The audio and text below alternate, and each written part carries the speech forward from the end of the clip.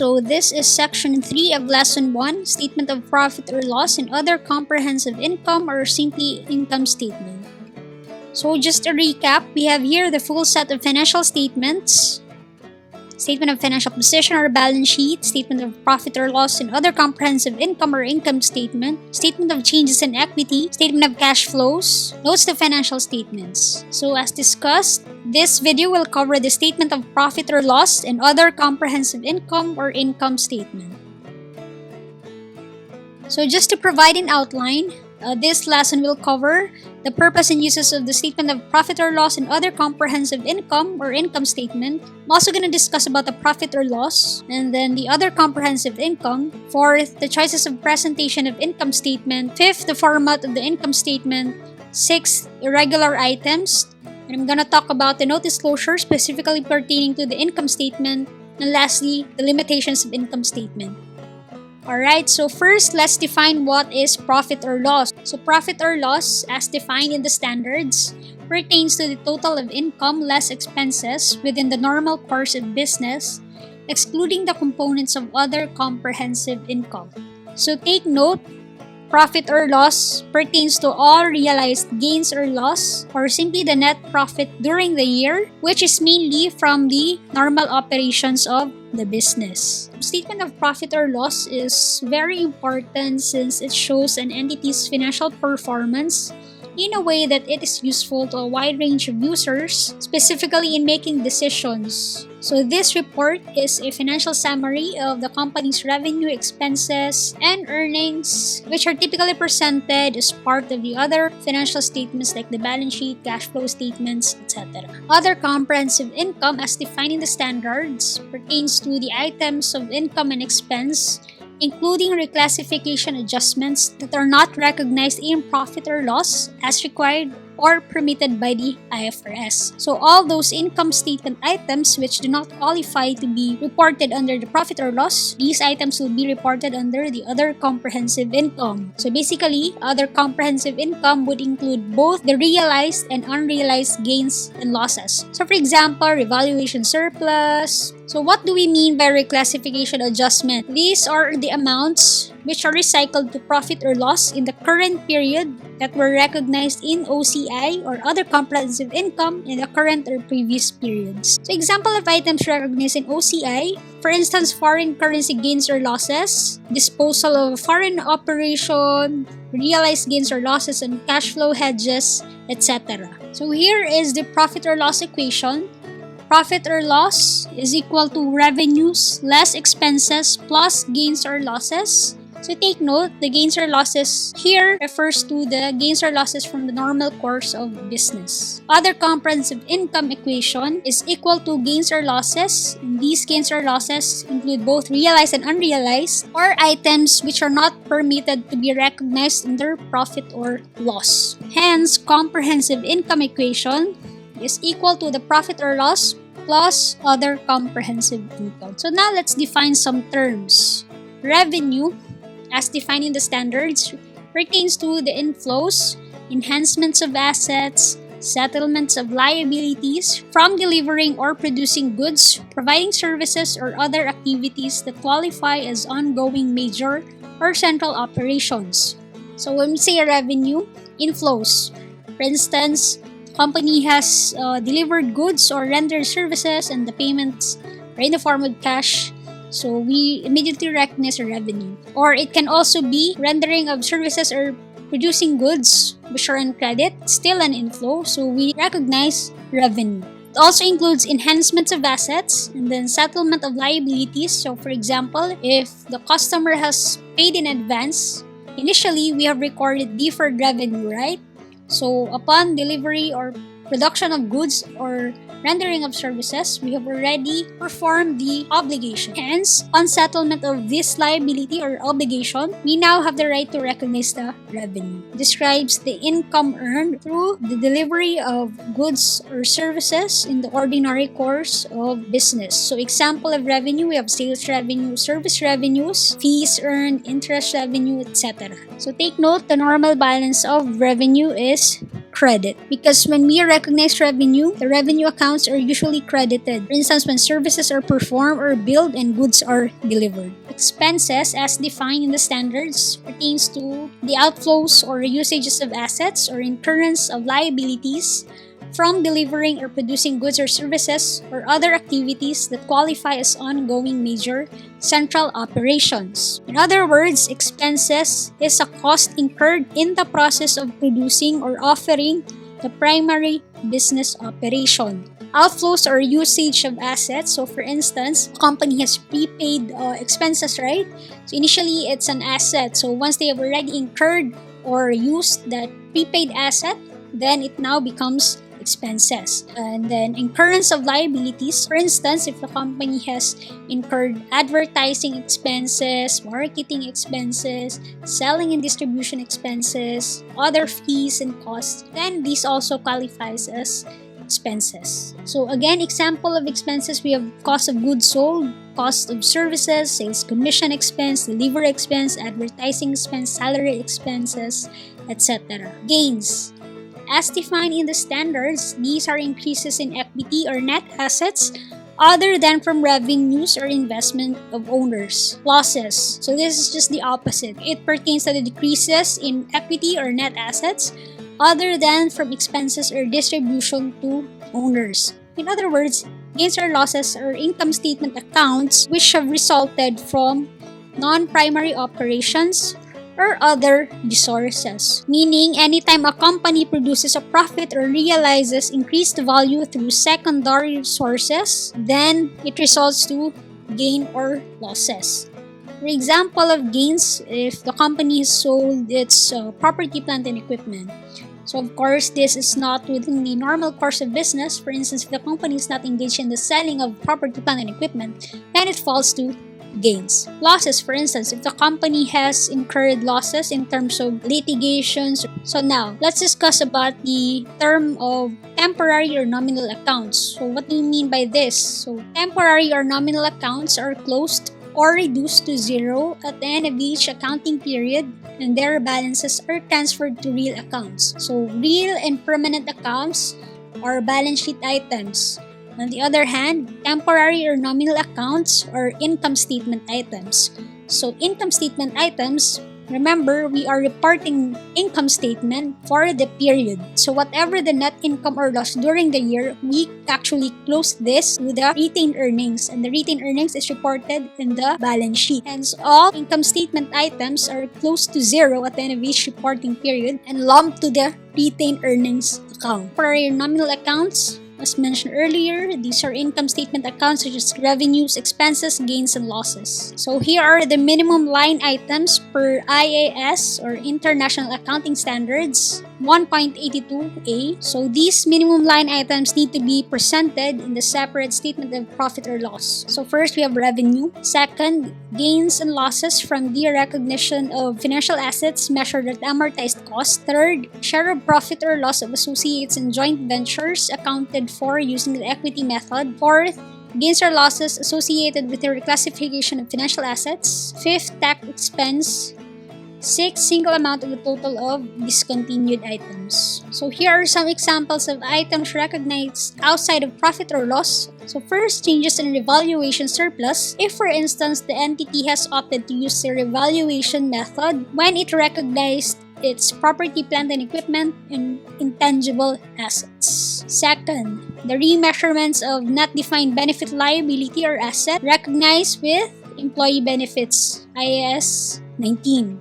Now remember, pension liability is recorded at present value. In each year, this liability is remeasured. So any remeasurements, we present it under other comprehensive income. Third, exchange differences from translating functional currencies into the presentation currency in accordance with IAS 21 or the effects of changes in foreign exchange rates. So here in number 3, note that we have two types of currencies: functional currencies and presentation currency. When we say functional currency, this is actually the currency which is dominantly used by the business, while presentation currency is the currency which is used in the financial statements. For instance, if company is operating in Canada, so it's going to be Canadian dollars. However, the company is issuing financial statements in the USA, so their financial statements is reported using the US dollar. So in terms of payments of goods or services, payments to its suppliers, or collection from its customers, the dominant currency used is Canadian dollars. They need to convert those figures into US dollars upon presentation of these figures in the financial statements. So any exchange differences should be presented under other comprehensive income. So we have two choices of presentation of financial statements. First is the single statement of profit or loss and other comprehensive income. Another choice is having two statements, a separate statement of profit or loss and a separate statement of comprehensive income. In a single statement of profit or loss and other comprehensive income, so obviously it's gonna be a single statement wherein we present in one statement both the profit or loss and the other comprehensive income. Under the choice of two statements, there is one statement which is a separate statement of profit or loss. It displays the items of income and expenses, those items which are permitted to be presented under the separate statement of profit or loss. Then we also need to have another separate statement beginning with profit or loss and displaying all items included in the other comprehensive income. So in the statement of comprehensive income, the report shall show beginning with the profit or loss, and then we include the items included in other comprehensive income. So basically there are two statements here. So format of income statement, we have two single step income statement. So under the single step income statement, we simply present revenue plus gains less expenses plus losses in order to arrive at the net income. Under the multi-step income statement, we have three steps here. First, to get the gross profit, we deduct the cost of goods sold from the net sales, or simply net sales less cost of goods sold. After that, we need to compute the operating income, wherein we need to deduct the operating expenses from the gross profit, which we have computed from step 1. So the operating expenses can include expenses other than the cost of goods sold or cost of services in case it's a service company, which are incurred in the normal course of business. For instance, marketing expenses, advertising expenses, selling and distribution expenses, and so on. And lastly, in order to compute for the net income, we deduct the non-operating items from the operating income. So, non-operating items include losses or gains which are permitted to be presented in the profit or loss. So, notice that out of these two, the single-step format uses only one subtraction in order to arrive at the net income. Hence, we can say that the single-step statements or single-step format offers a basic look at the company's revenue and expenses, hence making it easier to understand. But there's also a negative side to this, since these income statements are mostly streamlined or they lack context, so they don't include important metrics such as the gross profit and operating income. On the other hand, multi-step statements provide an in-depth look of a company's financial health. There's just a downside since it's more detailed, so it's more labor intensive since we need to have a clear breakdown of the items to be presented under the multi-step income statement. Can also be overwhelming for some investors. However, most of the publicly listed companies use the multi-step income statements, wherein we categorize as expenses as either direct cost, indirect cost, and so on. So here is the format of the income statement. We have the single-step income statement. And we also have a sample here of multi-step income statement. So note, under the single-step income statement, we present the items into two groups. So we combine the revenue and gains, and then we combine expenses and losses. It's just a simple subtraction, and we already arrive at the net income. On the other hand, under the multi-step income statement, we first compute the gross profit, that is the sales, plus cost of goods sold. And then from here, we deduct the other operating expenses such as selling expenses, administrative expenses, and so on in order to arrive at the operating income.